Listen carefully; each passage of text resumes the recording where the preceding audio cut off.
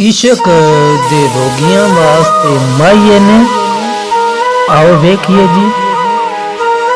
कोई चरखा चलाईदा कुछ दिन कड माई वेला लंघ जासी रसवाई दा। कोई चरखा चलाईदा रांदियां खुश हो के माई किसे नू दुख नहीं सुनाईदा। कोई चरखा चलाईदा गम ते जर लईसा माई दुख जरना नहीं हर जाईदा। कोई चरखा चलाईदा सानी ई नहीं जगते माई कोई तेरे वर्गी प्रीत लाईदा।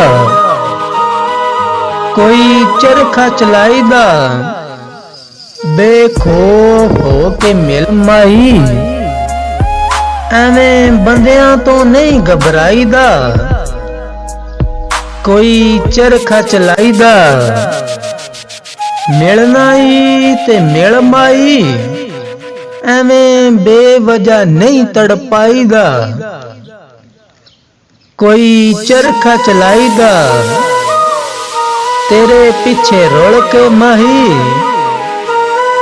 मजा आ गया है रसवाई दा। कोई चरखा चलाईदा